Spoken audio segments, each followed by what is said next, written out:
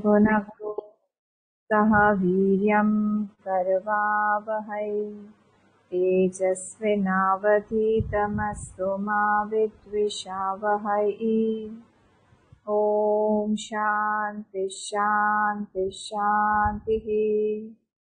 वक्रतुण्ड महाकाय सूर्यकोटि समप्रभ निर्विघ्नं कुरु मे देव सर्वकार्येषु सर्वदा।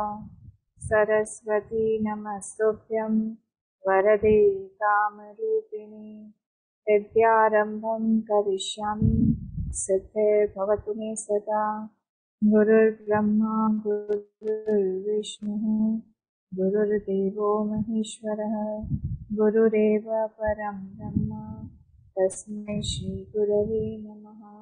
सदाशिवसमारम्भां शङ्कराचार्यमध्यमाम् अस्मदाचार्यपर्यन्तां वन्दे गुरुपरम्पराम्।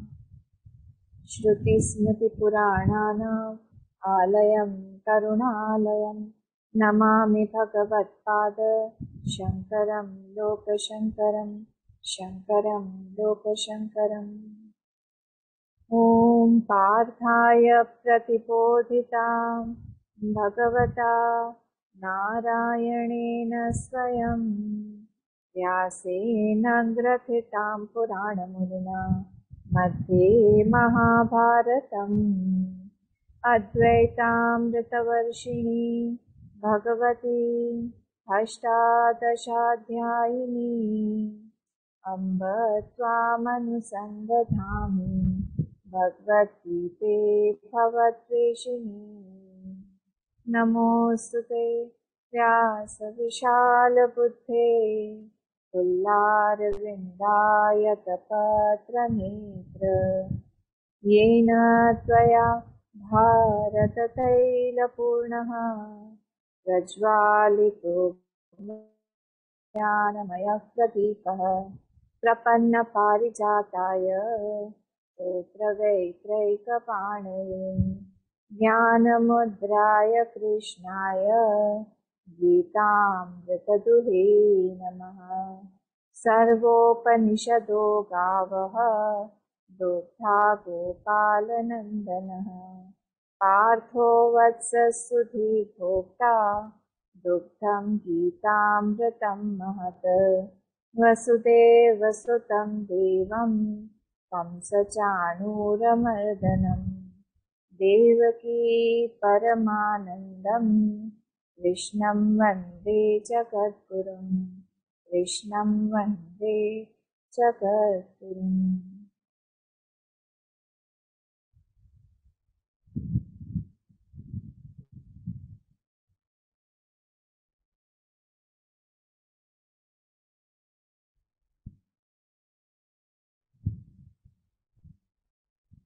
ये श्लोक पढ़ेंगे।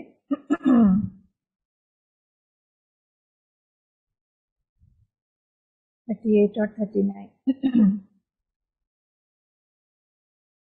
अथ दशमोऽध्यायः। श्रीभगवानुवाच दण्डो दमयतामस्मि नीतिरस्मि जिगीषताम् मौनं चैवास्मि गुह्यानां ज्ञानं ज्ञानवतामहम्। दण्डो दमयतामस्मि नीतिरस्मि जिगीषताम् मौनं चैवास्मि गुह्यानां ज्ञानं ज्ञानवतामहम्। यच्चापि सर्वभूतानां बीजं तदहमर्जुन न तदस्ति विना यत् स्यात् मया भूतं चराचरम्। यच्चापि सर्वभूतानां बीजं तदहमर्जुन न तदस्ति विना यत् स्यात् मया भूतं चराचरम् मया भूतं चराचरम्। लोग विभूति योग देख रहे हैं। तो विभूति योग में जो बताया जा रहा है भगवान की सारी विभूतियाँ उन्हीं का ही विस्तार है। और कैसे जब हम उस विभूति के तरफ हमारा ध्यान जाता है, तब हम हमारे छोटाई या फिर हमारी छोटी नीचे गिरा देने वाले जो बहुत छोटे छोटे वृत्तियां हैं, उनसे हमारा ध्यान हट जाता है, क्योंकि उसके पीछे हम किसी एक बहुत बड़ी वृत्ति को देख पाते हैं। हम लोगों ने यहाँ पे बहुत सारे विभूतियों को देखा, और आज हम देखेंगे 38 श्लोक में भगवान क्या बोल रहे हैं। आज हम इस चैप्टर को खत्म करने की कोशिश करेंगे। तो दंडो दमयतामस्मि, दंड मैं हूँ जो दमयता, ये देखा था हमने थोड़ा सा कि जो जहाँ पे भी शासन की वृत्ति है, वहाँ पे कोई दमन करने की वृत्ति है, तो वहाँ पे कौन है? मैं हूँ।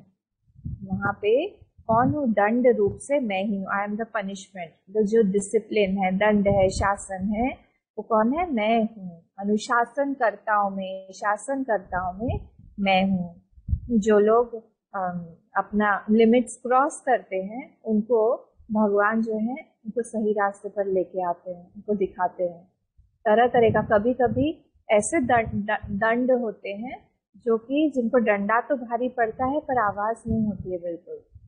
ये कहावत आपने सुना होगा, भगवान का डंडा ऐसा होता है जहाँ पे मार तो बहुत जोर से पड़ती है पर आवाज बिल्कुल भी नहीं होती है। तो वैसे ही भगवान ये बोल रहे हैं कि वो जो एक शक्ति है, वो जो एक सामर्थ्य है किसी को रोकने की, वो जो एक सामर्थ्य है कि अलग अलग करने की, वो भगवान है, वो भगवान। यहाँ पे हम लोगों ने स्वर्गारोहण का भी एग्जाम्पल देखा था कि कौन कौन वहाँ पे गया, क्योंकि सब में कुछ न कुछ एक दोष था, तो इसीलिए स्वर्गारोहण के समय भी पांचों पांडवों में से एक एक करके गिरते गए। तो भीम जो थे वो किस लिए गिरे थे? भीम गिरे थे क्योंकि उनको खाना बहुत पसंद था और दूसरों का खाना भी खा लेते थे, तो इसलिए तो पेटू थे, पेटू बोलते हैं हिंदी में। तो वो दूसरों का भी अधिकार ले लेते थे, खा लेते थे, ये कारण से वो गिरे। तो इसलिए भगवान जो है हर एक को किसी न किसी तरीके से संभालते हैं, बताते हैं। दंड दंड के लिए नहीं होता है, दंड जो है, शासन जो है भगवान करते हैं ताकि उस जीव को वो परिष्कृत करें, उस जीव को थोड़ा संवेदनशील बनाए, उस जीव को की आगे की गति को सुलभ करें, सरल करें। इसीलिए भगवान जो है दंड के रूप में आते हैं। हमें हर एक चीज में इसलिए कोशिश करना चाहिए कि हम कंट्रोल्ड लिविंग रखें। हमारा जितना अनकंट्रोल्ड होगा, हमारी इंद्रियां जितने वश में नहीं होंगी, तो उतना भगवान अपना दंड वाली छवि हमारे सामने लाएंगे। और जब भगवान दंड वाली छवि लाते हैं तो सच में बहुत दर्द होता है। इसलिए उनको मना के, उनको प्रसन्न करके बार बार पूछते रहना चाहिए, भगवान आप हमसे प्रसन्न है ना, कहीं कोई गलती हो रही है तो हमें माफ कीजिए, आप हमसे अप्रसन्न मत होइए। चाहे कुछ भी हो जाए, पूरा संसार एक तरफ हो जाए, पर फिर भी आप हमारे साथ रहिएगा। तब भगवान ये दंड वाला जो चेहरा है हमें दिखाते नहीं है। बात करने में, चलने में, फिरने में, किसी से व्यवहार करने में हमसे बहुत सारी गलतियां होती रहती हैं।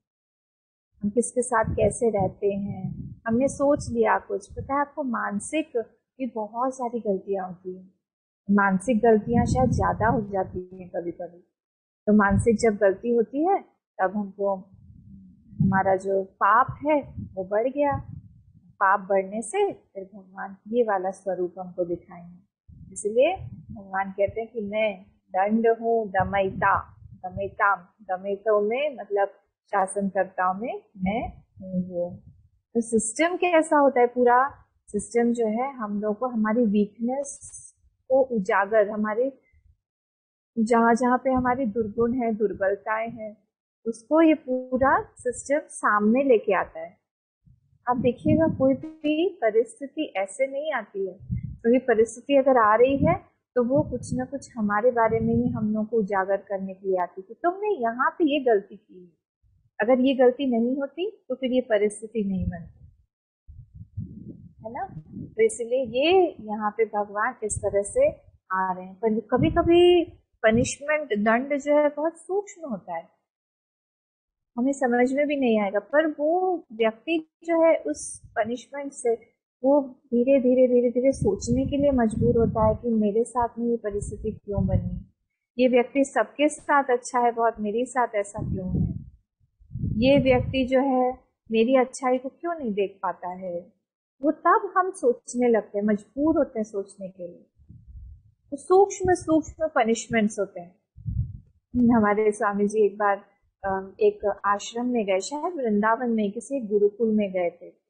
तो वहां पे एक ऐसा बोर्ड लगाया हुआ था, वो हमेशा इस बात को कोट करते हैं।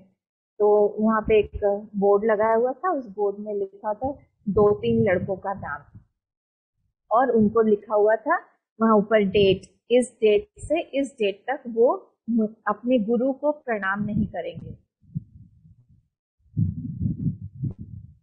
ये पनिशमेंट था उनका। मतलब दिल दहल जाता है ऐसे ऐसे पनिशमेंट। ये बाहर से बहुत जो नहीं है गुरुकुल में, जो इस चीज को नहीं जानता है, उसके लिए उन्हें ये क्या पनिशमेंट है क्या कोई। पर जो गुरुकुल में रहता है, जो गुरु का प्रेम पाता है, जो उनके साथ रहता है, उसको पता है कि ये कितना हार्श एक पनिशमेंट है। सब लोग जो है वहां पे रहेंगे, सब लोग उनके पास में एक्सप्रेस कर पाएंगे, पर मुझे ये पनिशमेंट दी गई कि मैं उनको प्रणाम ना करूं। बहुत सुन के एकदम दिल एकदम लगता है कि रोए, ये ऐसा कैसा पनिशमेंट है। कभी कभी कोई कोई बहुत सूक्ष्म पनिशमेंट देते हैं भगवान। तो ये वो कौन है, ये भगवान ही है। एक पनिशमेंट है ऐसा, आप अपना एक्सप्रेस नहीं कर सकते, आप अपना प्रेम एक्सप्रेस नहीं कर सकते। जैसे काकभूषुंडी को मिला था, एक्सप्रेस ही नहीं कर पाएंगे वो अपने भगवान के प्रति प्रेम, एक्सप्रेस नहीं कर पाएंगे। जैसे अगर हम बोले अहिल्या को मिला था, एक्सप्रेस नहीं कर पाएगी। जैसे नलकूबर और मणिग्रीव को मिला था, जो पेड़ हो गए थे यमलाल जी, एक्सप्रेस नहीं कर पाएंगे। तो ऐसे ऐसी चीजें होती हैं जहाँ पे ये दंड के रूप में भगवान ही आते हैं। तो इसलिए हमको बहुत सतर्क रहना चाहिए हमारे व्यवहार के लेवल पे, कि भगवान का हम ये स्वरूप ना देखें। सिचुएशन, परिस्थिति हमें सुचवाएगी, परिस्थिति हमें सोचने को मजबूर करेगी। तो जब तक हमारे मन में डर नहीं आएगा ना, तब तक हमारे मन में संवेदनशीलता नहीं आएगी। उस संवेदनशीलता को बढ़ाने के लिए एक दंड जो है वो बहुत अनिवार्य है। और दंड के बाद में हमारा मन बिल्कुल एकदम बहुत सॉफ्ट, कोमल बन जाता है, संवेदनशील बन जाता है। और इसीलिए हमको ये कोशिश करना चाहिए कि हम भगवान को हमेशा मनाते रहें, क्योंकि भगवान इतना सारा अपना विस्तार बता रहे हैं। सारी विभूति के रूप में भगवान ही बैठे हैं। कहीं से कुछ हमसे गलती हो गई, कहीं से कुछ हो गया, तो कौन उसको पा रहा है, तो भगवान की तरफ जा रहा है।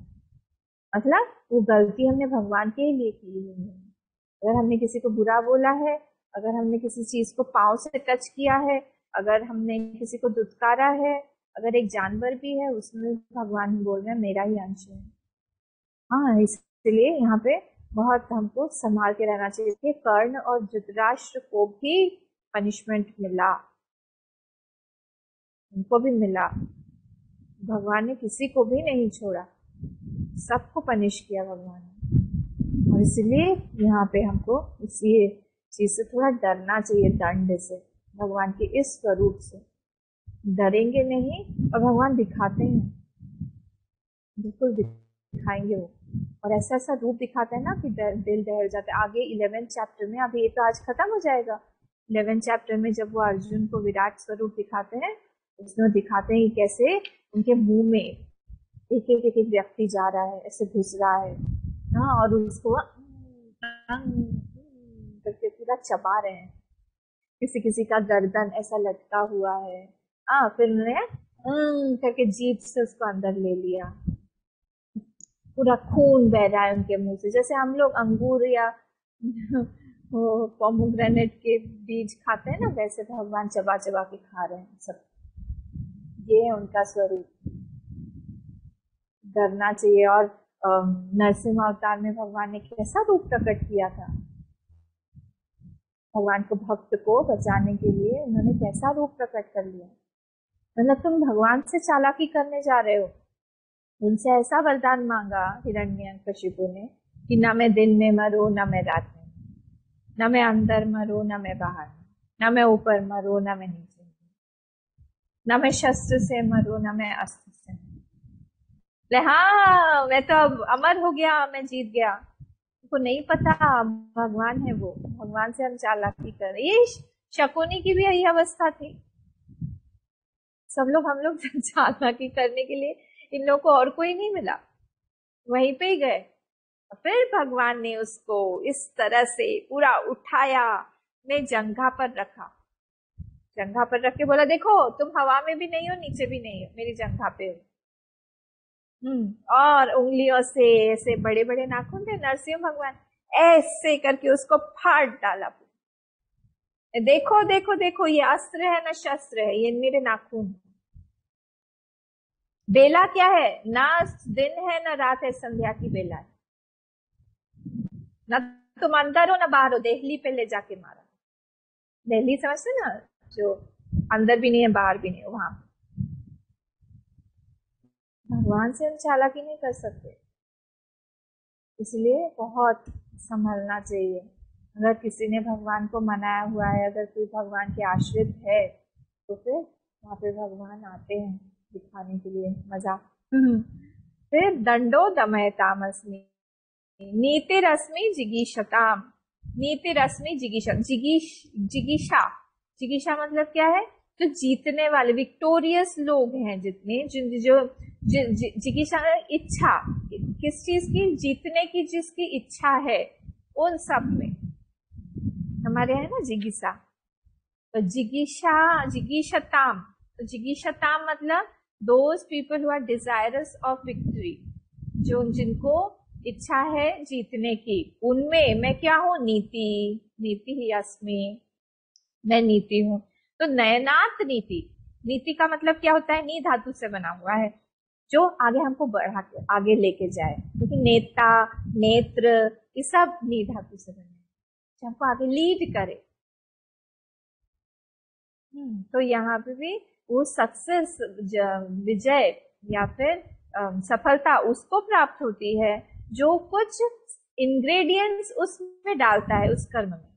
ऐसा नहीं कि सबको वो प्राप्त हो जाएगा, तो सबको प्राप्त नहीं होता है, किसी किसी को ही प्राप्त होता है। किसको प्राप्त होता है वो, देखिए वो एक सबसे पहला नंबर तो परिश्रम को ही मिलता है, पुरुषार्थ को मिलता है ना। बिना पुरुषार्थ के परिश्रम के कुछ नहीं मिलेगा कि हाँ भगवान की कृपा होगी। ऑफ कोर्स कृपा चाहिए हमें, उनकी कृपा के बिना तो हम कुछ आगे ही नहीं बढ़ सकते, पर सिर्फ कृपा के बल पर ही हम आगे नहीं बढ़ सकते, हमको परिश्रम भी करना पड़ेगा, हमें हमारे चरित्र को भी हमारे ध्यान देना पड़ेगा, हमारे अंदर इंटीग्रिटी होनी चाहिए, चरित्र ठीक ठाक होना चाहिए, हमारी दृढ़ता होनी पड़ेगी। ऐसा नहीं है कि आज हमने संकल्प लिया, कल हमने छोड़ दिया कि नहीं नहीं नहीं नहीं होगा, मुझसे नहीं होगा। दृढ़ता से हम लोग टिके रहे वहां पे, तभी हो पाएगा। एक्सपर्टीज रहे किसी चीज में, अगर नहीं है तो हम उसको दक्ष होने की कोशिश करें उस चीज में। ठीक है, पवित्रता होनी चाहिए हमारे मन में, इंटेंशंस की, जो हमारे मन में जो पवित्रता भावनाओं की होनी चाहिए। ये नहीं कि मैं विक्टोरियस इसलिए, मैं विजय इसलिए पाना चाहता हूं ताकि मैं किसी को दबा के रखूं, ऐसा नहीं होना चाहिए कि मेरा नाम हो बहुत, मेरे अहंकार का खेल मैं खेल सकूं, वो फिर गड़बड़ हो जाएगा। हाँ, तो ये सारी चीजें हमको बहुत याद रखना चाहिए कि इस तरह से जब हम जीतना चाह रहे हैं कहीं पे, हम सफल होना चाह रहे हैं कहीं पे, तो फिर वहां पे ये सारे इंग्रेडिएंट्स, जैसे हलवा बनाए हम, पूड़ी बनाए हम, तो उसमें हमको पता लगता है ना कि अब अच्छा हलवा बनाना है तो उसमें क्या क्या लगेगा, सूजी का हलवा है या आटे का हलवा है या मूंग का हलवा है, किस चीज का आप हलवा बना रहे हैं, या कद्दू का हलवा है। किसी ने अभी मुझे कद्दू का हलवा खिलाया, एकदम मैं समझ ही नहीं पाई, इतना सुंदर बनाया, मीठा तो मैं खाती नहीं हूँ, बहुत थोड़ा सा खाया, मुझे लगा वो गाजर का हलवा है। बाद में पूछा उन्होंने, आप बताइए माँ किस चीज का है? गाजर का? नहीं, तो जो चीज हमें बनानी है उसका हमें इंग्रेडिएंट पता होना चाहिए, वो लगेगा। वैसे ही यहाँ पे अगर हमें जीतना है तो जीतने के ये सारे इंग्रेडिएंट्स हैं। परिश्रम, पुरुषार्थ, परिश्रम, दक्षता होनी चाहिए, पवित्रता होनी चाहिए, दृढ़ता होनी चाहिए, आगे बढ़ने की इच्छा होनी चाहिए, अटल हम लोग हैं, धैर्य चाहिए बहुत ज्यादा। बोला जाता है ना कि हम जितनी देर तक हम क्रीज, अगर हमको बहुत सारे रन बनाने हैं तो फिर हमें क्रीज पे बने रहना पड़ेगा, उसी तरह से रहना पड़ेगा। नहीं तो वहां से अगर हम भाग गए, हट गए, कुछ कर गए, तो फिर तो हम रन नहीं बना सकते हैं। वो धैर्य चाहिए हमें, अटल एक दृढ़ता चाहिए अंदर। ये सारी चीजों से ही हमको सफलता मिलेगी। ठीक है, तो सफलता, सफलता क्या, एक भगवान का ये भग ही है, ये भगवान का ऐश्वर्य जिसको बोलते हैं हम, यश बोलते हैं, श्री बोलते हैं, ये सारी चीजें। हाँ, तो ये सारी चीजें जरूरी है।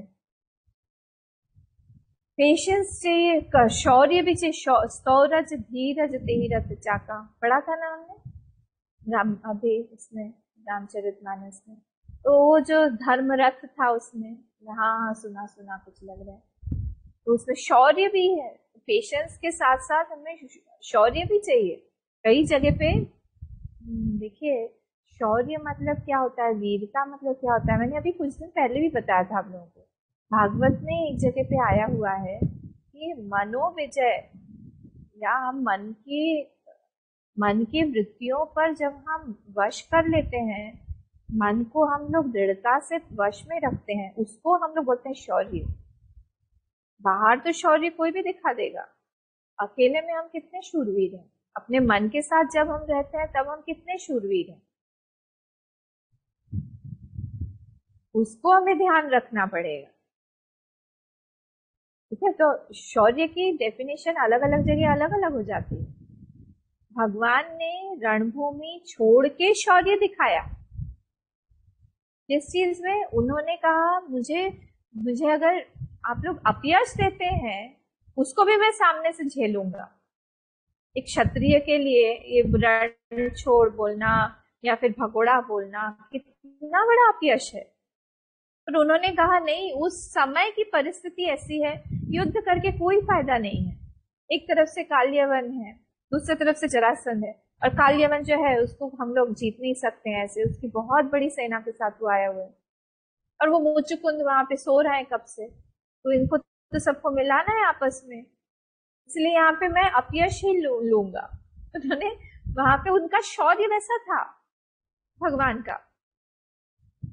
कितनी मजेदार बात है देखिए। हमको लगता है हमेशा शौर्य मतलब हम आगे रहें, मार काट करें, लड़ाई झगड़ा करें, अपना वर्चस्व हम लोग दिखाएं। अकेले अकेले निकले भगवान, और बलराम, बाकी अंदर सब लोग बोल रहे हैं इतनी बड़ी सेना बाहर खड़ी है, आप प्रभु अकेले जा रहे हैं बाहर, देखा कुछ नहीं होगा। दाऊ उधर खड़े हुए थे, और उन दाऊ को बोल के बाहर आराम से हंसते हंसते निकल आए, निशस्त्र। ऐसा है, तो इसीलिए यहाँ पे हम लोगों को खूब धैर्य के साथ में रहना पड़ता है। कभी कभी कभी कभी शौर्य की डेफिनेशन जो है वो बदल जाती है। हाँ, तो हम लोग अब, अच्छा प्रेम में क्या होता है, प्रेम में क्या होता है, विक्टोरियस जीत। अगर हम लोग बोलें कि हमें भगवान से प्रेम करना है, उसमें हमको विजय पानी है, वहां पे हार में ही जीत है ना। हम लोग एक दूसरे को मतलब जो विवाह करते हैं, विवाह करने में हार पहनाते हैं। मैंने हार मतलब क्या है, मैं अपनी हार आपको दे रहा हूँ, दोनों एक दूसरे को अपनी हार दे देते हैं, उसी से वो लोग जीत जाते हैं। प्रेम में अगर कोई हार गया तो फिर वो जीत गया, प्रेम में अगर कोई जीत गया तो फिर वो हार गया। ऐसा होता है। तो इसीलिए हमेशा हर जगह पे ये सफलता के डेफिनेशंस हमको, अलग अलग सफलता का अलग अलग डेफिनेशन होता है।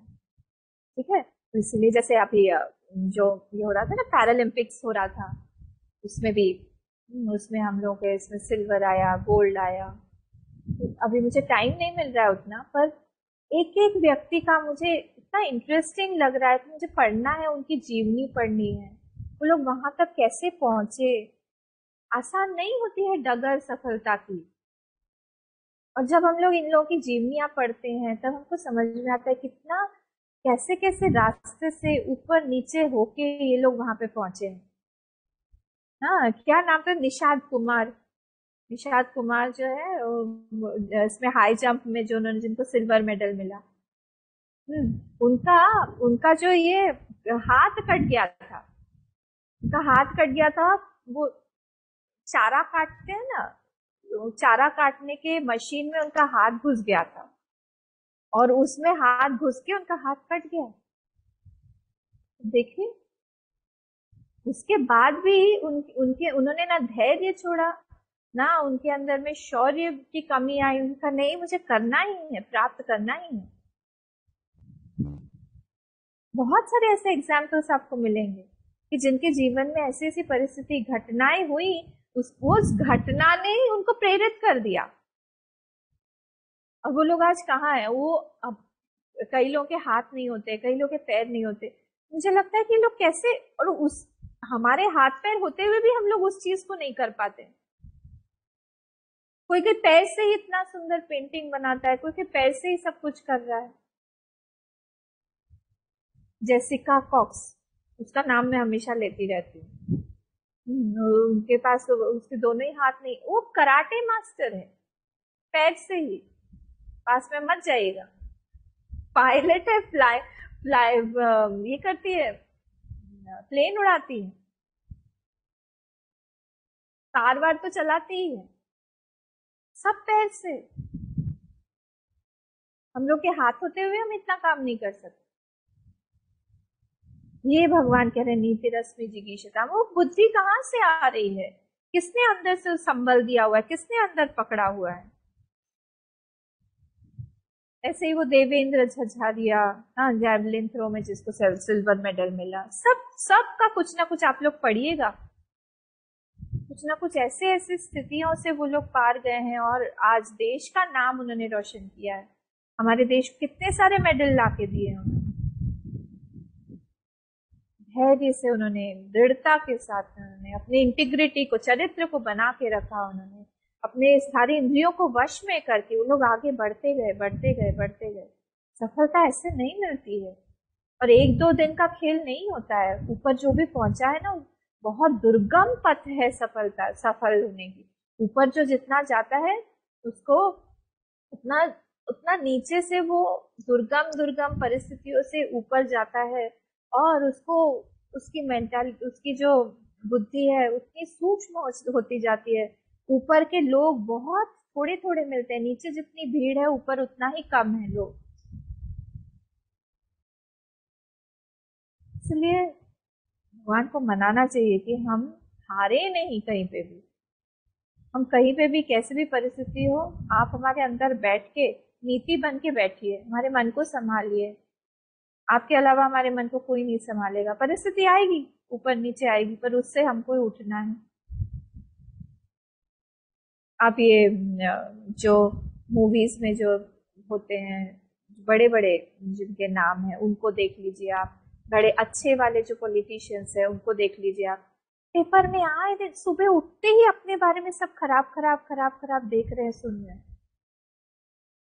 कैसा मन हो जाता हो कि हम लोग इतना अच्छा काम कर रहे हैं, उसके बावजूद भी यही सब हो रहा है।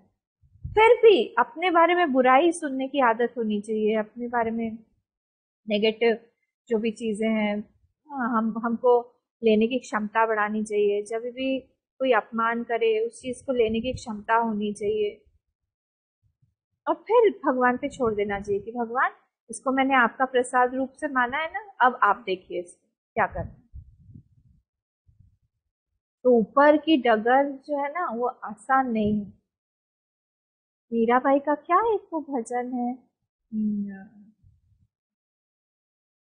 मेरा मेरे पिया की सेज जो है वो बादलों पर है और वहां तक जाने के लिए मुझे बहुत सारी कठिन कठिन डगर पार करके मैं वहां तक जाऊं। कुछ तो एक सुंदर सा एक भजन है उनका, वहां पर है, ऊपर है वो, और आसान नहीं है वहां तक पहुंचना। भक्ति आसान नहीं है, ज्ञान मार्ग आसान नहीं है, तपस्या का मार्ग आसान नहीं है, कर्म योग का मार्ग आसान नहीं है। और क्या है, हम लोग इस शरीर से ये सारी चीजें कर सकते हैं, इस योनि में ये सारी चीजें कर सकते हैं, दूसरी योनियों में हम ये सब नहीं कर सकते। इसलिए इस योनि को, हमको इस जो जन्म हमें मिला हुआ है, हमको जो अच्छा भगवान ने शरीर दिया हुआ है, बुद्धि दी हुई है, विवेक शक्ति, वैराग्य सब दिया हुआ है, उसको हमको भुना के वहां तक पहुंचने का रास्ता बनाना चाहिए। मौनम चैवास्मि गुह्यानाम, मैं कौन हूं? मैं मौन हूँ। गुह्यानाम मतलब जो गुप्त गुप्त चीजें रखी जाती हैं उसमें मैं कौन हूँ? मौन हूँ। बोले भगवान कह रहे हैं मैं मौन हूँ। बेस्ट वे सीक्रेट रखने का, गुप्त बात रखने का सबसे बेस्ट तरीका क्या है आपको पता है? मौन रहे। ये नहीं कि सामने वाले को जाके बोल दे सब कुछ और बोले आप किसी को बताना मत। हम जनरली ऐसा ही करते हैं। हम बता देते हैं और सामने वाला फिर जाके दूसरे को बताता है, वही बोलता है आप किसी को बताना मत। ऐसे करके वो ओपन सीक्रेट है, सब लोग एक दूसरे को बोलते रहते हैं तुम किसी को बताना मत, सबको पता है। तो गुह्या नाम मतलब क्या है? गुप्त जो चीजें रखी जाती हैं उसमें मैं कौन हूँ? मौन हूँ। मौन हूँ। जो रघु रघु ये रघुवंश है ना, जो कालिदास की जो रचना है, कालिदास जी की जो रचना है रघुवंश, तो उसमें उन्होंने तारीफ की है सारे रघुकुल जो जितने ये राजा इत्यादि हुए हैं भगवान के पहले। तो किसी ने उनसे पूछा कालिदास जी से कि आप तो काली माँ के पुत्र हैं और आप ऐसे जो मर्त्य लोक के कुछ राजा हैं उनकी आप तारीफ कर रहे हैं, क्यों ऐसा है? इनमें ऐसी क्या खास बात है कि आपको इनकी तारीफ करनी पड़ रही है? तब वहां पे उन्होंने एक बहुत अच्छी बात बताई कि ये लोग जिनकी मैं तारीफ कर रहा हूँ, ये इनके कर्मों से, इनके संकल्प का मतलब कर्म का जो फल आया है, जो कर्म का फल दिखा, जो जिस तरह से उन्होंने अपना जीवन व्यापन किया या फिर जो राज्य चलाया, वो सबसे जो फल दिखा उससे उनके संकल्प का पता चलता है कि इनके मन में कितना बड़ा संकल्प रख के दृढ़ता से उसको पकड़ के वो लोग आगे गए। और इसीलिए मैं उनकी तारीफ कर रहा हूँ, प्रशंसा कर रहा हूँ। उन्होंने बोला नहीं, दे डिडंट ब्लैबर कि सिर्फ हम बोलते रहे बोलते रहे बोलते रहे बोलते रहे, ऐसा करना चाहिए ऐसा करना चाहिए, ऐसा होना चाहिए वैसा होना चाहिए, करे कुछ भी ना। इसीलिए मैं उनको बहुत मान देता हूँ, सम्मान देता हूँ, इनकी प्रशंसा कर रहा हूँ कि मौन होके उन्होंने कर्म करके वो दिखाया है। ठीक है, तो ये मौनम चैवास्मि गुह्यानाम। धीरे धीरे हम अब मौन, मतलब देखिए कई लोग मौन में जाते भी हैं, एक साधना भी है मौन।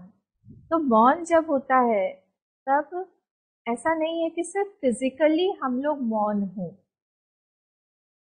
हमको मानसिक रूप से भी उस समय मौन होना चाहिए। नहीं तो हम आज हम ट्यूसडे हम मौन रखते हैं, अच्छा हाँ, पेन पेपर पे हम लिख लिख के सब लोगों से बात करते, अरे ये तुमने रोटी जो है कच्ची दे दी, हम लिख के देंगे, अपनी बहू को हम बुलाएंगे, तो ये कैसी रोटी बनाई है, दोनों तरफ से तुमने सेका नहीं है इसको ठीक से, तो हम लिख के देते हैं सब। अरे कल जो तुमने जो हलवा बनाया था वो फ्रिज में रखा हुआ है, उसको लाके दो गरम करके, हम लिख लिख के दे रहे हैं। उसको मौन नहीं बोलते हैं। मौन मतलब है हमारी वृत्तियों का मौन, वृत्ति भी शांत रहे, इसको हम मौन बोलते हैं। तो जब हम बात करेंगे, इंटरेक्शन करेंगे, उस मौन से हमको शक्ति मिलती है, क्योंकि हमने उस एनर्जी को धारण किया हुआ है, उसको जाने नहीं दिया है हमने। तो जब वो शक्तियां हमारे पास में आती हैं, हम कुछ पका के फिर हमारा एक्सप्रेशन रहता है, फिल्टर्ड होता है, हमारा रिस्पॉन्स होता है, हमारा रिएक्शन नहीं होता। तो कुछ हम जब बोल भी रहे हैं तो हम अंदर घोट के उसको, पका के उसको, फिर उसको एक्सप्रेस करना चाहिए। इसको बोलते हैं हम मौनम चैवास्मि गुह्यानाम, ज्ञानम ज्ञानवताम अहम। तो ज्ञानवताम अहम मतलब, ज्ञानवताम मतलब जो लोग जानना चाहते हैं उनमें मैं क्या हूं, उनमें मैं उनका ज्ञान हूं, उनका मैं ज्ञान हूं। ठीक है। अच्छा, इस मौनम में एक और पॉइंट है कि जहां पे हमें देखना चाहिए कि हमारे बोलने से परिस्थिति खराब हो जाएगी और वहां पे हम मौन रहें, जहां पे हम कुछ कर नहीं सकते हैं पर हमको पता है अगर हमने मुंह खोला तो परिस्थिति गई। और भगवान श्री कृष्ण का सबसे बेस्ट एग्जाम्पल है जब रुक्मिणी जी एक तरफ हो गई और एक तरफ बलराम जी हो गए। बलराम जी ने रुक्मिणी जी के भाई को, रुक्मी को मार डाला था एक विवाह प्रसंग में, उन्हीं की पुत्री की विवाह प्रसंग में मार डाला। द्यूत खेल रहे थे दोनों, बलराम जी का और उनका झगड़ा हो गया। बलराम जी जीत गए थे और रुक्मी बोला नहीं नहीं नहीं नहीं, मैं जीता हूं, मैं जीता हूं, मैं जीता हूं। तो एक घुसा मारा, वो मर गया। वो बात बात झगड़ा वगड़ा नहीं करते थे बलराम जी, डायरेक्ट खत्म। अब ये यहाँ पे विवाह का घर है, आप सोचो एक जगह विवाह हो रहा है, एक जगह लाश पड़ी हुई है, मृत शरीर पड़ा हुआ है, रोना गाना मच रहा है। तो ये यहाँ पे कंप्लेन करने आए रुक्मिणी जी। रुक्मिणी जी को पता था कि पीछे पीछे बलराम जी भी आ ही रहे होंगे वो क्या बोले, तो इसीलिए रुक्मिणी जी को कुछ नहीं बोला, उन्हें सब सुन लिया। सब सुना। थोड़ी देर बाद बलराम जी भी आए, देखो ये ऐसा करता है, ऐसा, इसलिए मैंने इसको खत्म कर दिया। बहुत बहुत सालों से हमको परेशान कर रहा था, ये खत्म होना ही था, इसको कर दिया खत्म। अभी कुछ नहीं बोला, ये यहाँ वहां बोलेंगे तो ये नाराज रहेंगे, इनको बोलेंगे तो वो नाराज रहेंगे, मौन। इसलिए कई बार ऐसी परिस्थिति आती है, आपके जीवन में भी आई होंगी, जहाँ पे हम चुप रह के हम बहुत कुछ टाल जाते हैं, बोलेंगे तो परेशान हो जाएंगे। इसलिए डिसाइडिंग फैक्टर हमारा विवेक ही है, वही बताएगा। हाँ, फिर ज्ञानम ज्ञानवताम हम, जो लोग जानना चाहते हैं, और सिर्फ वेदांत की बात नहीं है यहाँ पे। ज्ञानवताम हम मतलब अभी जितना भी, जो भी कुछ जानना चाहता है उसमें मैं क्या हूँ, उसमें मैं ज्ञान हूँ। इसमें आप लोगों को याद है, मैं एग्जाम्पल देती हूँ गदाधर उपाध्याय का, जो न्याय के बहुत बड़े पंडित हुए, उनके बारे में कि जब वो उनके, पहले के जमाने में तो ऐसे गैस और ये सब नहीं होता था ना, लाइटर से हम लोग फट से जला ले, ये सब तो होता नहीं था। तो उनके घर में अग्नि जलती हुई रहती थी। तो इनके गदाधर उपाध्याय छोटे से बच्चे थे, उनके घर में अग्नि खत्म हो गई, तो माँ ने कहा जाओ पास में से आग लेके आओ, आग खत्म हो गई है, घर में चूल्हा जलाना है, खाना बनाना है। तो ये गए उनके पास में, और वो बहुत बड़े न्यायिक थे। तो उन्होंने कहा कि अरे तुम आग लेने आए हो, अग्नि लेने आए हो, पात्र तो लाए नहीं हो, किस में ले जाओगे। इतने से छोटे से बच्चे, उन्होंने इधर उधर देखा, उन्होंने थोड़ा सा छाई जो होता है ना, क्या बोलते हैं उसको, एशेज, उसको हाथ में उठाया और उसी के अंदर बोले इसमें दे दो। तो ये जो इसको बोलते प्रत्येत्पन्न मति, तो ये जो एक मति होती है उसको देख के उन्होंने कहा कि वो उसकी माता जी के पास गए और बोले कि इस बच्चे को आप मुझे दे दीजिए, मैं इसको पढ़ाऊंगा लिखाऊंगा। और वो बहुत बड़े न्यायिक बने, गदाधर उपाध्याय। ज्ञानम ज्ञानवतामहम, गुरुदेव हमारे तपोवन जी के पास में रह पाए, क्यों, वो अंदर से इच्छा थी। हाँ, तो अगर हमारे अंदर में ज्ञान की पिपासा होगी, अगर हमारे मन में ज्ञान की इच्छा होगी, तो फिर भगवान ही उस ज्ञान को देने के लिए कुछ ना कुछ तरीका हमारे लिए अपनाएंगे। अब हम लोग नेक्स्ट वाले देखते हैं, 39 श्लोक में क्या है, यच्चापि सर्वभूतानां बीजम तद अहम अर्जुन न तद अस्ति विना यत्स्यात् मया भूतम चराचरम।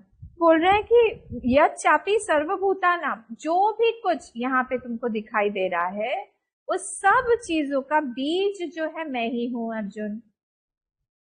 सब चीजों का बीज मतलब क्या है? सब चीजों का बीज मतलब है प्रकृति या माया। भगवान कह रहे हैं वो मैं ही हूँ, मतलब सब चीज का निमित्त कारण और सब चीज का उपादान कारण। भगवान कह रहे हैं सब कुछ मैं ही हूँ। ब्रह्म से ये माया आई। हाँ, तो माया जो है भगवान से अलग नहीं है, पृथक नहीं है। इसलिए यच्चापि सर्वभूतानां बीजम तद अहम, बीजम अहम अर्जुन, वो बीज जो है सारे भूतों का मैं ही हूँ। इसलिए न तद अस्ति विना यत् स्यात् मया भूतम चराचरम, उस मेरे अलावा ये कोई भी चीज वस्तु जो है अस्तित्व में ही आ नहीं सकती है। न चराचरम भूतम अस्ति मया विना यत् स्यात्, इसका ऐसा इस तरह से आएगा, न चराचरम भूतम अस्ति मया विना यत् स्यात्, मेरे बिना कोई भी भूत रहेगा ही नहीं, हो ही नहीं पाएगा। मैं हूँ, अस्ति अस्ति अस्ति अस्ति, जब हम बोलते हैं ना आई एम द एग्जिस्टेंस, सब में जो सत सत सत सत हमको लगता है, तो अस्तित्व भगवान ही है। तो सब कुछ भगवान के द्वारा ही परवेडेड है, भगवान के द्वारा ही ओत प्रोत है। यसा मया भूतम चराचरम, सब चीजों में से मैं ही गया हुआ हूँ हे अर्जुन। इसलिए यहाँ पे कुछ भी मेरे अलावा है ही नहीं।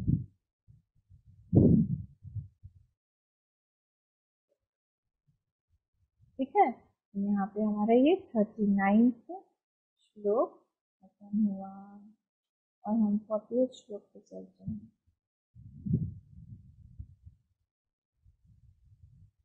हम पढ़ लेते हैं 40वां श्लोक। नान्तोऽस्ति मम दिव्यानां विभूतीनां परन्तप, एष तु उद्देशतः प्रोक्तः विभूतेर्विस्तरो मया।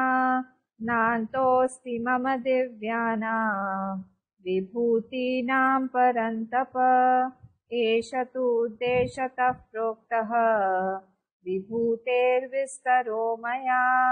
यद्यद् विभूतिमत्सत्त्वं श्रीमदूर्जितमेव वा तत्तदेवावगच्छत्वं मम तेजोंशसम्भवम्। यद्यद् विभूतिमत्सत्त्वं श्रीमदूर्जितमेव वा तत्तदेवावगच्छत्वं मम तेजोंशसम्भवम्। अथवा बहुनैतेन किं ज्ञातेन तवार्जुन, विष्टभ्याहमिदं कृत्स्नम् एकांशेन स्थितो जगत्। अथवा बहुनैतेन किं ज्ञातेन तवार्जुन, विष्टभ्याहमिदं कृत्स्नम् एकांशेन स्थितो जगत्।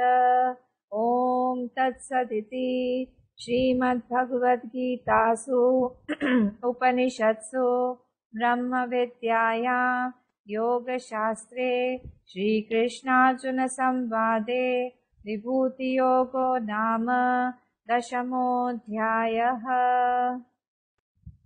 अब जो 40वां श्लोक बोल रहे हैं, नान्तो अस्ति मम दिव्यानां विभूतीनां परन्तप। मैंने तुमको यहाँ पे कुछ कुछ विभूतियां बताई हैं अर्जुन, मेरे विभूतियों का कोई अंत है ही नहीं, कोई सीमा है ही नहीं। नान्तो अस्ति मम दिव्यानां विभूतीनां, एष तु देशतः, उद्देश्यतः, एष तु उद्देश्यतः मतलब एक देशतः। मैंने तुमको सिर्फ एक तरफ से थोड़ा सा एक अंश मात्र प्रोक्तः बताया हुआ है। विभूतेर विस्तरो मया, विभूति मेरी बहुत विस्तार है उसका, मैंने उस विस्तार का संक्षेप से तुमको बताया हुआ है।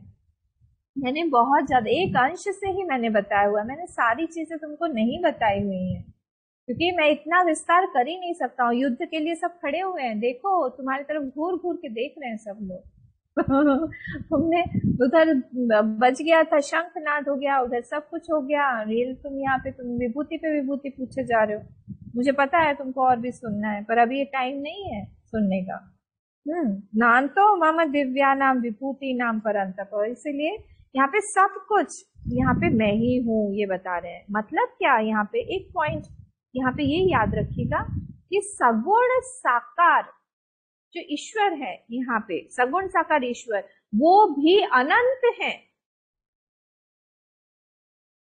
क्योंकि अगर वो अनंत नहीं हुआ, सगुण साकार, हम लोग को लगता है सिर्फ निर्गुण निराकार ही अनंत है, सगुण साकार हुआ तो अनंत नहीं है। पर अगर सगुण साकार अनंत नहीं हुआ तो फिर क्या होगा, माया जो है वो भी शांत हो जाएगी, क्योंकि माया से ही तो सगुण साकार आया हुआ है ना। तो अगर सगुण साकार अनंत नहीं हुआ, शांत हुआ, शांत मतलब शांत नहीं, शांत, शांत मतलब स प्लस अंत, अंत के साथ। अगर माया, अगर सगुण साकार ईश्वर माया के साथ है तो इसका मतलब है वो अनंत है, नहीं तो माया जो है वो भी अंत के साथ हो जाएगी, माया खत्म हो जाएगी।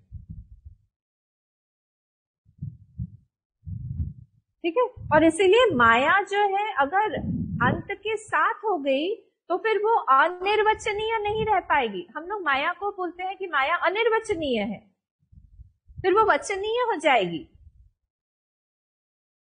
इस पॉइंट को बस याद रखिएगा यहाँ पे कि वहां पे माया जो है वो अनिर्वचनीय है। क्यों? क्योंकि यहाँ पे सगुण साकार जो ईश्वर है, सगुण साकार ईश्वर वो भी अनंत है, वो शांत नहीं है। जैसे निर्गुण निराकार ईश्वर अनंत है, वैसे ये भी यहाँ पे भक्ति शास्त्र में इसलिए बोला जाता है ब्रह्मांड निकाया निर्गुण माया निर्मित माया रोम रोम प्रतिभेद कहे, इसी चीज को बोला गया। भगवान के रोम रोम, सिर्फ इतना ब्रह्मांड नहीं है, आप आगे जाते जाएंगे जाते जाएंगे जाते जाएंगे। ये लोग सब नासा के रोवर और क्या क्या सब मार्स में भेज रहे हैं, और आगे भेजते जाएंगे, उनको और मिलता जाएगा और मिलता जाएगा। कहीं नई सृष्टि हो रही है, कहीं पे ब्लैक होल मिल रहा है जहां पे सारी सृष्टि अंदर ही घुसे जा रही है, इसका और छोर नहीं है, अनंत है ये, अनंत। ठीक है, तो यहाँ पे यही बोला गया है इस चीज में। उद्देश्यतः मतलब क्या, उद्देश्यतः मतलब यहाँ पे बताया गया है एषतु एक देशतः, एक देशे न प्रोक्तः, मैंने एक अंश के साथ में ही बताया हुआ है अर्जुन। परंतप, परं दूसरों को तपा दे है, परंतप तुमको अभी दूसरों को तपाना है, इसलिए तुम जल्दी जल्दी इसको सुनो। विभूतेर विस्तरो मया, इसलिए मैंने ये मेरे थोड़े से एक देशतः विस्तार मैंने इसमें किया हुआ है। फिर हम 41 श्लोक में चलते हैं। 41 श्लोक में क्या बोल रहे हैं, यद यद विभूति मत सत्वम श्रीमद ऊर्जितमेव वा। और तुमको जो भी विभूतियों में तुमको वहां पे सत्वम दिख रहा है, सत्व दिख रहा है, विभूति दिख रही है, विभूति मत, श्रीमत और ऊर्जितम, ये 3 शब्द यहाँ पे इंपॉर्टेंट। विभूति मत, अगर तुमको कोई विभूति यहाँ पे दिख रही है, या फिर श्रीमत दिख रहा है, श्री दिख रहा है, या फिर तुमको ऊर्जितम, ऊर्जा कहीं पे, या फिर वैसे एनर्जी दिख रहा है, तत् एवं गच्छत्वम मम तेजोंश संभवम, वो सारी चीजें क्या है, मेरा ही अंश है, वो कहीं से दूसरा नहीं है, वो मेरे ही अंश से ही तुमको ये सारी चीजें दिखाई दे रही हैं। तो अगर कहीं पे कोई बहुत बड़ी चीज हमको दिखाई दे, किसी में बहुत बड़प्पन दिखाई दे हमको, किसी में बहुत प्रेम दिखाई दे, किसी में बहुत देश के प्रति हमको प्रेम दिखाई दे, पैट्रियोटिज्म दिखाई दे, किसी में बहुत त्याग दिखाई दे, कोई गुण बहुत बड़े बड़े दिखाई, किसी का कॉन्सेंट्रेशन इतना ज्यादा, ही शकुंतला देवी लोग को याद होगा ना, अभी तो वो नहीं रही, पर उनको ह्यूमन कंप्यूटर बोला जाता था। 13 डिजिट का सेकेंड्स में वो मल्टीप्लीकेशन, क्यूब रूट बना के, ये सब क्या है ये। तो ये अगर कहीं पे दिखाई दे रहा है विभूति, भगवान कह रहे हैं वो सब मैं ही हूं, उसको वो मेरे ही अंश है, अंश मात्र। भगवान कह रहे हैं वो अंश मात्र है, भगवान के रहते रहते ही वो सारा गांडीव से अर्जुन ने क्या क्या नहीं किया, क्या क्या नहीं जीता, ये क्या है, ये भगवान की विभूति है। क्योंकि जैसे ही भगवान गए, भगवान अर्जुन का गांडीव भी निस्तेज हो गया, इसी से दिखाता है भगवान जब तक हमसे प्रसन्न है, हम लोग खूब बड़ चबर खूब काम कर लें, दौड़ा भागी कर लें, इससे झगड़ा कर लें, उससे एक बार भगवान नाराज हो गए तो फिर हमारा सब बंद हो जाएगा, जितना नाच रहे थे नाच लो, बंद कर देंगे। फिर श्रीमत, श्रीमत मतलब अगर किसी के पास बहुत पैसा है, अगर बहुत पैसा है, लॉट ऑफ मनी, उसने कुछ पीछे किया हुआ है, उसके अच्छे कर्म है, और इसीलिए क्या हुआ, उसका रिजल्ट ये आया कि उसके पास बहुत आज पैसा है। अभी आपने पढ़ा होगा, 2 दिन पहले मैं देख रही थी न्यूज में कि एक व्यक्ति ने अपने पेट के साथ, उसका एक डॉगी था, उसको लेके जाना था कहीं से कहीं, इंडिया में, भारत में, दिल्ली से चेन्नई या कहीं तो भी, उसने पूरा बिजनेस क्लास का टिकट जो है पूरा खरीद लिया सारे, क्योंकि उसको डॉगी को बैठा के लेके जाना था। एक टिकट 20,000 का था, पूरा बिजनेस क्लास का उसने कंपार्टमेंट बुक कर लिया उसे एक डॉगी के साथ। वाह, क्या है ये। अब पैसा है, कहाँ से आया, पुण्य से आया, उसके कुछ उन्होंने किया होगा, तब किया होगा, ये दान किया होगा, सबसे ही आता है। ठीक है, तो ये श्रीमत। और ऊर्जितम, ऊर्जितम मतलब जील, एनर्जी, उत्साह अंदर से है हमारे अंदर में खूब। ये कहाँ से आता है, ये भी भगवान कह रहे हैं नहीं। जैसे गुरुदेव का एक जील था, लौटा दिया, तपोवन जी महाराज ने उनको लौटा दिया कि तुम लेटर लेके आओ। 7 दिन तक बेचारे पैदल पैदल पैदल पैदल वहां तक गए, और वहां आप लोगों ने देखी कि नहीं ऑन अ क्वेस्ट, सब लोग देखिए ऑन अ क्वेस्ट, बहुत इंटरेस्टिंग मूवी है, देखना ही है सब लोगों को। आपके पास नहीं होता आप मिताली से मांग के देखिए, पर देखिए जरूर, सब लोग देखिए घर में बैठ के, बहुत इंटरेस्टिंग है। गुरुदेव हमारे गुरुदेव हैं, वो हम लोग को पता होना चाहिए कि उन्होंने किस तरह से सब आगे आए, कैसे किया उन्होंने। और वो जील एक, नहीं मैं छोड़ूंगा नहीं, दृढ़ता से आगे बढ़ने की जो इच्छा है, वो कौन है, भगवान कहते हैं वो भी मैं ही हूँ। जैसे मदन मोहन मालवीय जी थे, के अंदर एक जील था। बनारस हिंदू यूनिवर्सिटी के जो फाउंडर हैं, वो किस तरह उनको निजाम ने बोल दिया कि मैं जूता दूंगा, चप्पल लेके जाओ, उसी को उन्होंने ऑक्शन करवा के उसी में से ही कितना सारा पैसा उठा लिया। वो देख के वो और खुश हो गए, और पैसा दे दिया। इसको बोलते हैं जील, ऐसा होना चाहिए, है ना। तो कभी ये सारी चीज भगवान बोल रहे हैं, तत्त एव अवगच्छत्वम, इसको तुम जानो, क्या, त्वम मम। देखिए जब गम धातु होता है ना, अवगच्छ शब्द को मैं थोड़ा संस्कृत वालों के लिए ब्रेक कर रही हूँ। जब गम धातु होता है, गम धातु के आगे में कोई सफिक्स लगता है तो वो ज्ञान प्रदान हो जाता है। वो वहां पे गम धातु मतलब जाने वाला चीज नहीं बोला गया है, अवगच्छ मतलब जाना नहीं, जानो, ज्ञान प्रदान। तो जैसे अवगच्छ हो गया, तो अवगच्छ मतलब तुम जानो इस चीज को, क्योंकि वहां पे सफिक्स प्रीफिक्स लग गया, सफिक्स तो बाद में, प्रीफिक्स लग गया, तो फिर अवगच्छ मतलब तुम जानी ही क्या, मम, हे जो अंश सम, मम कौन, मैं भगवान श्री कृष्ण बोल रहे हैं कि मेरा ही वो अंश है, इसको तुम अच्छे से जानो। अथवा बहुनैतेन किम ज्ञातेन तव अर्जुन, ये थोड़े से मैंने तुमको बताए हैं, विभूतियां बताई हैं, उससे अब अधूरे इन विभूतियों का विस्तार से मुझे पता नहीं तुम्हारा जानने से क्या लाभ होगा। किम ज्ञातेन तव अर्जुन, क्या तुमको इन सब चीजों आधा अधूरा, बहुनैतेन, ये सारी चीजें मैंने बोला कि मैंने तो एक देश उद्देश्यतः बोला ना भगवान ने 40th श्लोक में, मैंने तुमको एक ही तरफ से थोड़ा सा ही बताया हुआ है, पूरा तो मैं बता नहीं रहा हूं तुमको। विष्टभ्याम इदम कृत्स्नम एकांशेन, बार बार भगवान बोल रहे हैं, एकांशेन स्थितो जगत, मेरे एक अंश पर ही ये जगत स्थित है, मैंने उस जगत को धारण करके रखा है। कैसे, मैंने अपना अस्तित्व दे के रखा है उसमें, अस्ति अस्ति अस्ति, ये कौन है, आत्म स्वरूप से। विष्टभ्याहम इदम, विष्टभ्याहम इदम, देखिए सेकेंड लाइन में विष्टभ्याहम इदम, तो विष्टभ्य मतलब विशेषतः स्तंभनम दृढ़म कृत्वा, विशेष वो, उसको मैंने अपनी आत्मा स्वरूप, आत्मा मेरा ही अंश है, उसको मैंने पकड़ के रखा हुआ है पूरे इस जगत को। हाँ, तुम लोग पुरुष सूक्त पढ़ते हैं, पादोस्य विश्वाभूतानि त्रिपादस्य अमृतम देवी, ये सारा वही का है।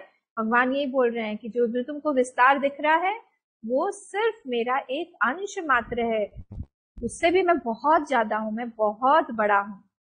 तुम छोटा, सिर्फ इतना सा मुझे एक ऐसा मत मानो, मुझे सिर्फ एक ग्वाल बाल मत मानो, मुझे सिर्फ एक यादव या फिर कृष्ण या फिर सखा अपना, सिर्फ इतना मत मानो, मैं इससे बहुत बड़ा हूँ। ठीक है, इसीलिए यहाँ पे भगवान ने ऐसा कहा, ओम तत्सदिति श्रीमद् भगवद गीतासु उपनिषत्सु ब्रह्म विद्यायाम योग शास्त्रे श्री कृष्ण अर्जुन संवादे विभूति योगो नाम दशमो अध्याय। ये विभूति योग है भगवान का। भगवान कह रहे हैं तुम इस तरह से तुम मुझे हर एक चीज में देखते रहो। तो उन्होंने श्लोक 7 में देखिए, एताम विभूति योगम च मम यो वेत्ति तत्वतः, तत्व से स्टार्ट किया, शब्द आया ना वहां पे तत्वतः, एताम विभूतिम योगम च मम यो वेत्ति तत्वतः सो विकम्पेन योगेन युज्यते नात्र संशय। तो वहां पे भी तत्वतः बोला, शुरू किया, और लास्ट में भी उन्होंने तत्व से ही खत्म किया कि मैं ही सारे में, सारे का तत्व मैं ही हूँ, आत्म स्वरूप से मैं ही सब में बैठा हुआ हूँ। यहाँ पे ये हमारा चैप्टर खत्म हुआ। अब फटाफट एक बार समरी देख लेते हैं, कैसा कैसा चला है ये श्लोक, उसका समरी इंपॉर्टेंट होता है। सबसे पहला वाला श्लोक था, भगवान ने अर्जुन को बताया कि अर्जुन तुम मुझसे प्रिय, मेरे बहुत प्रिय हो, प्रियता दिखाया, प्रिय माना है वक्षा में हित का, मैं तुम्हारे हित के लिए मैं आगे बोलने वाला हूँ। क्या बोलने वाला हूँ? मुझे कोई, सेकेंड वाला श्लोक, कोई मुझे नहीं जानता है, कोई मुझे नहीं जानता है। क्या नहीं जानता है? मैं ही आदि हूँ, सब चीजों का आदि मैं ही हूँ, सब चीज पूरी मुझसे ही शुरू हुई है। और जब ये ऐसा कोई जान लेता है मुझे, तो क्या होता है, वो सर्व पापा ही प्रमुच्यते, तीसरा वाला श्लोक, सारे पापों से वो मुक्त हो जाता है, he is free from all since. देखिए भगवान को जान लेने से हम पाप से मुक्त हो जाते हैं, कितनी बढ़िया बात बोली है भगवान। और फिर उन्होंने चौथे और पांचवें श्लोक में उन्होंने क्या बताया, भाव की सारी विभूति बताई, हमारे जो मेंटल विभूतिज है उसके बारे में चौथे और पांचवें श्लोक में बताया। छठे श्लोक में उन्होंने कहा कि सबसे पहले जो सृष्टि है वो महर्षि सप्तर्षियों से शुरू हुई, सप्तर्षि मुझसे ही आए हैं और बाद में सप्तर्षियों ने आगे प्रजा की रचना की, वैसे हुआ। एतम, फिर सेवेंथ योग में, सेवेंथ श्लोक में उन्होंने बोला विभूति और योग को, विभूति मतलब विस्तार को, योग मतलब माया को, जो भी जान लेता है वो उस ज्ञान के सहित वो अविकम्पेन योगेन, वो अविकम्प योग में स्थित हो जाता है, युज्यते नात्र संशय। फिर भगवान ने 8, 9, 10 और 11वें श्लोक में भजन का इंपॉर्टेंस बताया कि हमको भजन क्यों करते रहना चाहिए। इसमें मत चित्ता मत गता प्राणा, ये सब इंपॉर्टेंट श्लोक्स हैं, इसको आप लोग याद करने की कोशिश करिए। मत चित्ता मत गता प्राणा बोधयंत परस्परम कथयंतश्च मां नित्यम तुष्यन्ति च रमन्ति च, ये सब याद करिएगा। सुंदर भगवान को पसंद है ऐसा बनना, तो हमको बनना चाहिए। और उनको क्या करते हैं भगवान, ददामी बुद्धि योगम, तब उनको बुद्धि दे देते हैं। तो ये भजन की महिमा बताई। फिर अर्जुन के प्रश्न आए, अर्जुन ने पहले स्तुति की भगवान की, कौन से श्लोक से, 12वें श्लोक से लेके 18वें तक भगवान की स्तुति की अर्जुन ने। और फिर भगवान ने 19th से लेके 39th तक पूरा विभूति योग बताया, 19 से 39 तक विभूति बताई अपनी। और फिर 40 से लेके 42nd तक ये 3 श्लोक जब भी हमने देखे, उसने बताया कि मेरी विभूतियों का कोई अंत नहीं है, कोई सीमा नहीं है उसकी। और यहाँ पे जो कुछ भी तुमको दिख रहा है उसका अस्तित्व में मेरे ही कारण है, मैंने ही उसको पकड़ के रखा हुआ है, इसीलिए उसका अस्तित्व है।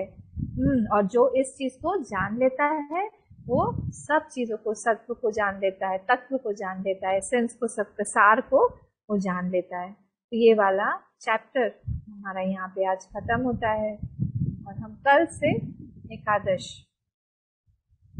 बहुत सुंदर चैप्टर है ये वाला। भगवान ने इसमें विराट के दर्शन करवाए हैं अर्जुन को, हम भी विश्व रूप दर्शन करेंगे, भगवान उनको भी दर्शन करवाएंगे अर्जुन के माध्यम से। तो हम लोग इसको कल से देखेंगे, बहुत सुंदर चैप्टर। भगवान से मनाएंगे कि आप हमारे हृदय में बैठ के बोलिए, सुनिए, वक्ता भी आप ही हैं, श्रोता भी आप ही हैं, और हमारी अनुभूति रूप से भी आप ही बैठे हुए हैं। हम लोग कल से इस चैप्टर को देखेंगे। आज हमने ॐ पूर्णमदः पूर्णमिदं पूर्णात् पूर्णमुदच्यते पूर्णस्य पूर्णमादाय पूर्णमेवावशिष्यते। ॐ शान्ति शान्ति शान्तिः। हरिः ओम। श्री गुरुभ्यो नमः। हरिः ओम।